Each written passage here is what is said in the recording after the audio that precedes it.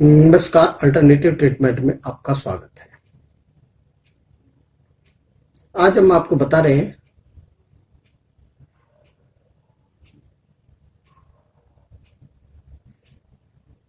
संहित प्राणायाम, जिसको कि वर्तमान समय में नाड़ी शोधन या अनुलोम विलोम के नाम से जानते हैं। हमारे शरीर के अंदर 72,864 नाड़ियां हैं। कुछ नाड़ी खुली होती है तो कुछ बंद होती है। इन सभी नाड़ियों को खोलने के लिए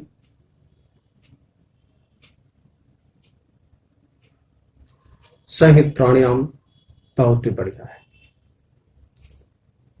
इस प्राणायाम को यदि आप प्रतिदिन करेंगे, आपके फेफड़े सबल होंगे, उम्र लंबी होगी और जितनी भी नाड़ियां हैं 72,864 सभी नाड़ियां खुल जाएंगी। हमारे शरीर में 3 मुख्य नाड़ियां हैं, ईड़ा, पिंगला और सुषुम्ना। ईड़ा ठंडी नाड़ी है, पिंगला गर्म नाड़ी है और सुषुम्ना जो है मुख्य नाड़ी है जो सबका बैलेंस करती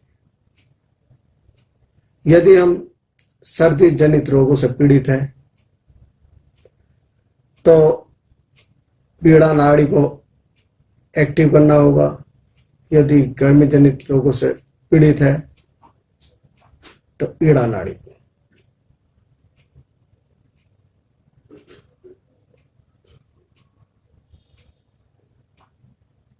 और जब हम नाड़ी शोधन अर्थात संहित प्राणायाम करते हैं तो इसमें हमने सर्वप्रथम बाईं नासिका से सांस लेना है, अंदर कुंभक करना है, फिर दाईं नासिका से निकालना है। इसके बाद दाईं नासिका से सांस लेना है, कुंभक करना अर्थात अंदर रोकना है, फिर बाईं नासिका से निकाल देना। यदि हम सर्दी जनित रोग से पीड़ित है, दमे के मरीज है, खांसी के मरीज है या जोड़ों के दर्द के से पीड़ित है तो हमको जो है इस प्राणायाम की शुरुआत दाईं नासिका से सांस लेकर शुरू करनी चाहिए। परंतु एक बात की सावधानी रखनी होगी, जब भी हमने प्राणायाम की समाप्ति करनी है तो सदैव श्वास दाईं नासिका से लेकर और बाईं नासिका से निकाल करके ही समाप्त करना है। सांस के जो अनुपात है 1:4:2 का होना चाहिए। यदि हमने 1 सेकंड में लिया है तो 4 सेकंड अंदर रखेंगे, कुंभक करेंगे और 2 सेकंड में बाहर निकालेंगे। इसी प्रकार यदि हमने 4 सेकंड में सांस लिया है तो 16 सेकंड कुंभक करेंगे और 8 सेकंड के अंदर बाहर निकालेंगे।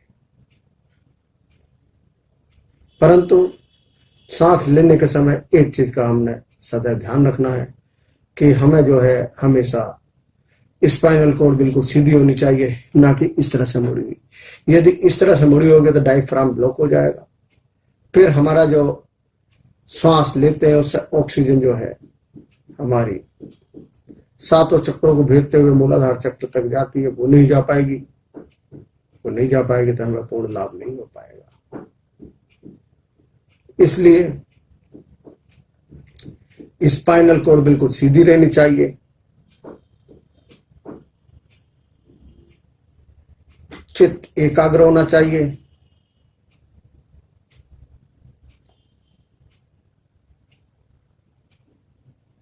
बाएं हाथ से या तो हम ध्यान मुद्रा में बैठ जाएं, इस तरह से, ये ध्यान मुद्रा है,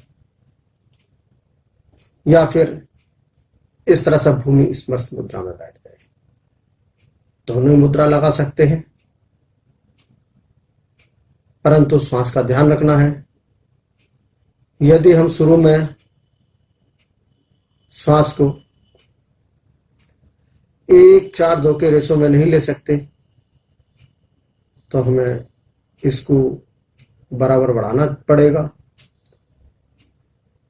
परंतु रेशो यही रहना चाहिए। जितना लंबा श्वास होगा उतनी हमारी उम्र लंबी होगी और हम रोगों से छुटकारा पाएंगे। अब मैं आपको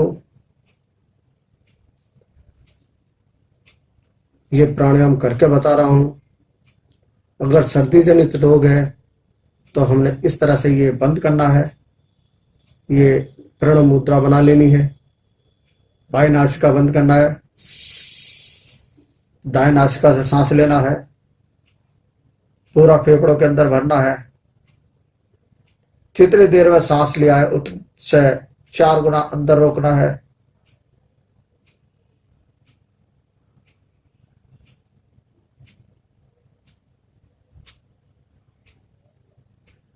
जितनी देर अंदर रोका है उससे आधे समय में निकालने में लगाना है। इसी तरह से यदि नॉर्मल है तो हमने सांस बाएं नासिका से लेना है, फिर रोकना है, फिर दाएं से निकालना है, फिर दाएं से लेना है, रोकना है, फिर बाएं से निकालना है। जब भी समाप्त करेंगे तो सदैव बाएं नासिका से सांस निकाल कर समाप्त करेंगे। और ये प्राणायाम ऐसा है कि आपके सभी नाड़ियों के विकार दूर कर देगा, और यदि सारे नाड़ियों के विकार दूर हो जाएंगे तो आदमी स्वतः ही निरोगी हो जाएगा।